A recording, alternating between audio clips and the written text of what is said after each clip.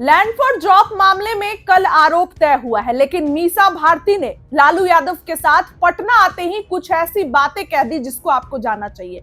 देखिए, मीसा भारती लालू यादव की बड़ी बेटी है और इतने दिनों से लालू यादव दिल्ली में उनके आवास पर ही थे। उनका मोतियाबिंद का ऑपरेशन हुआ और जो भी अपना स्वास्थ्य वो दिल्ली में ही ठीक कर रहे थे मीसा भारती के आवास पे। उसके बाद कल कोर्ट गए लालू यादव, तेजस्वी भी पहुंचे, तेज प्रताप भी पहुंचे, मीसा भारती भी पहुंची, सब लोग पहुंचे।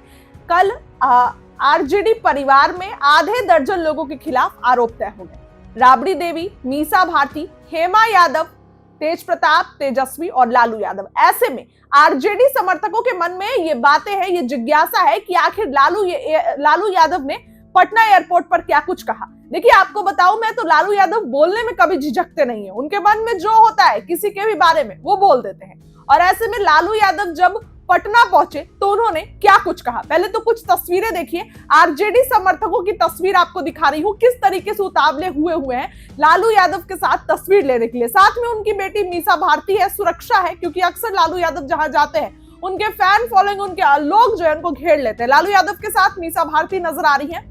लैंड फॉर जॉब में आरजेडी सुप्रीमो लालू यादव एवं उनके परिवार के सदस्यों पर दिल्ली की विशेष अदालत ने आरोप तय कर दिए हैं।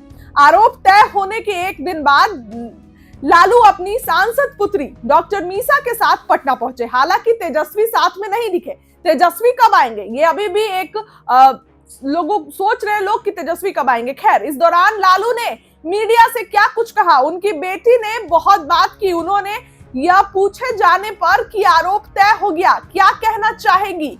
मीसा भारती ने कहा कि आरोप अभी तय कहाँ हुआ है, वो तो 29 तारीख को होगा, मीसा भारती ने कहा।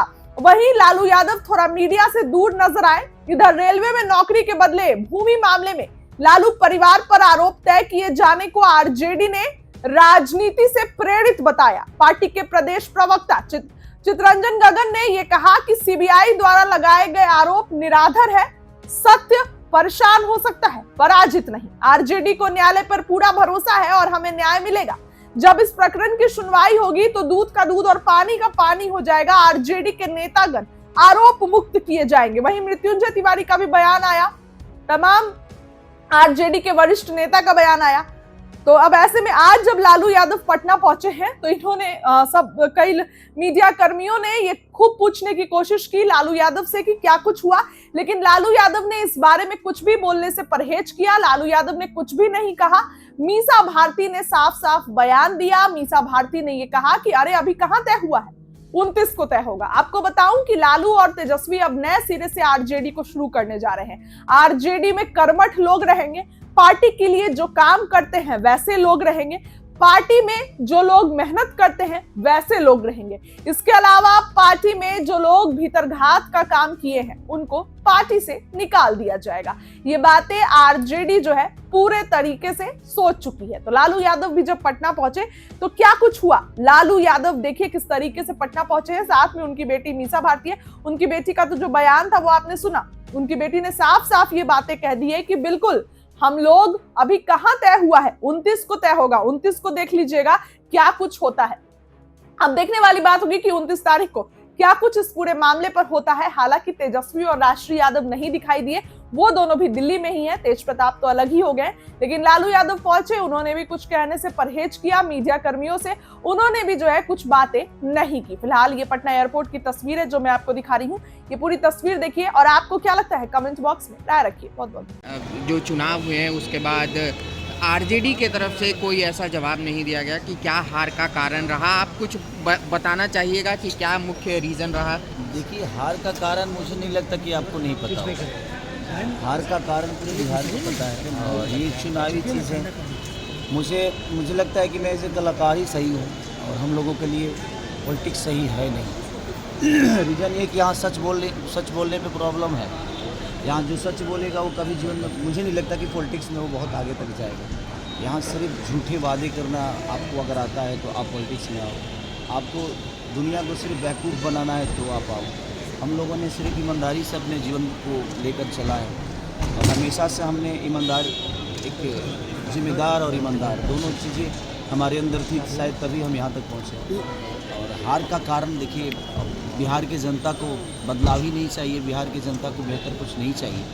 तो उसके लिए जिम्मेदार कोई नेता नहीं हो सकता, वो आरजेडी नहीं हो सकता, बल्कि मुझे लगता है कि वो जिम्मेदारी कहीं ना कहीं पब्लिक को उठानी पड़ेगी कि अगर उसको बेहतर बिहार चाहिए, उनको बेहतर बिहार अगर दिख रहा है तो सही है। बेहतर बिहार, मुझे लगता है कि मैं बेहतर हूँ और मैं बेहतर अपने जीवन में अपने बच्चों के लिए कर रहा हूँ। अगर बिहार के लोगों को भी अपने बच्चों के बेहतर के लिए करना है तो उनको बेहतर विकल्प के साथ ही जाना पड़ेगा। अगर वो नहीं जाना चाहते हैं, उनको लगता है कि हमारे लिए यही सरकार बेहतर है, तो भाई उनका अपना चुनाव है, उनकी अपनी सोच है, उसके लिए ना हम दोषी हैं और ना कोई सरकार दोषी है। तो बिहार के लोगों को सोचना पड़ेगा जो उनके जीवन में उनके बच्चों के भविष्य के लिए कौन बेहतर सोचे। लैंड फॉर जॉब मामले में लालू प्रसाद यादव के परिवार को आरोपित तय किया है। तेज प्रताप ने कहा है कि हम लड़ेंगे। बिल्कुल लड़ना चाहिए। मुझे लगता है ना कि जिस उम्र से वो गुजर रहे हैं उस उम्र में ऐसी चीज़ें उनके साथ नहीं होनी चाहिए। और जहाँ तक बात है कि उन्होंने बिहार को क्या दिया है, तो आप जाकर गांव में पूछिए कि लालू प्रसाद यादव जी ने बिहार को दिया क्या है। जो अधिकार हमें बोलने के लिए, खटिया पे बैठने के लिए, हमें अपनी आवाज़ बुलंद करके कुछ कहने के लिए जो उन्होंने दिया है आवाज़, जो छोटे वर्ग के लोग थे उनको जो आवाज़ उन्होंने दी है, मुझे नहीं लगता कि अगर वैसा नेता हमारे बीच में नहीं होता तो शायद हम आज भी किसी न किसी दबाव में जी रहे होते। पर खेसारी जी जो आरोप लगे हैं तो क्या उसे आप बेबुनियाद मान रहे हैं? सच पूछिए ना तो आरजेडी के कई लीडर आरोप लगाना ना, अगर आपके पास पावर है ना भैया, तो आप कभी भी किसी पे आरोप लगा सकते हो। कितना आदमी चीज़ों को, हर चीज़ वैध भी अवैध हो जाता है जब आपके पास सरकार नहीं होती है।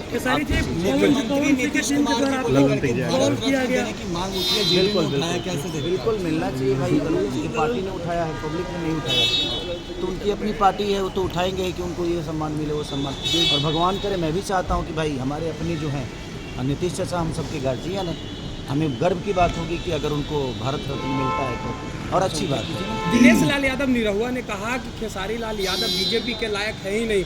उसकी मानसिकता को इसी पर सोच लीजिए कि वो कहता कि कोई अपराधी है तो उसका भी तो परिवार है, उसको मैं जेल में भेजना देखिए चाहिए। है क्या ना कि वो लोग पूरी बात सुनते नहीं, व्हाट्सअप देख के और लोग डिसाइड करते हैं।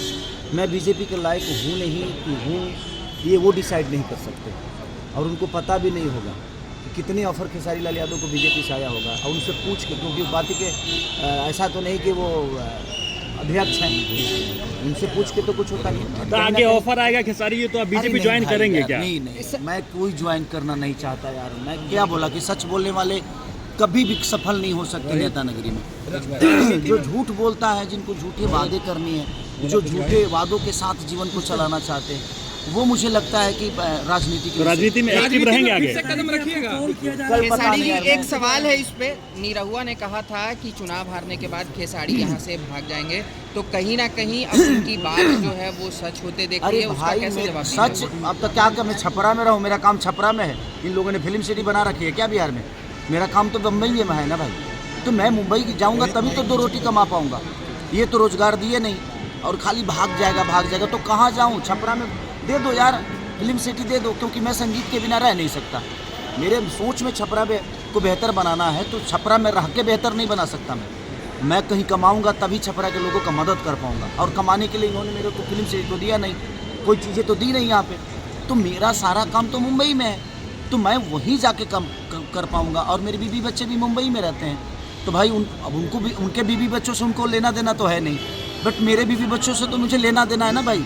मेरा फैमिली है और मैं फैमिली को बहुत प्यार करता हूँ, तो मुझे मुंबई तो जाना पड़ेगा, क्योंकि मेरे पास फैमिली है, और जिसके पास फैमिली है तो फैमिली के पास जाएगा ना वो। एक आखिरी सवाल 20 बीघा जमीन आपने दान देने की बात कही थी, लेकिन पवन सिंह जो है भाई ये उनका जीने का तरीका है। अब देखिए, वो महिलाओं का सम्मान करते हैं?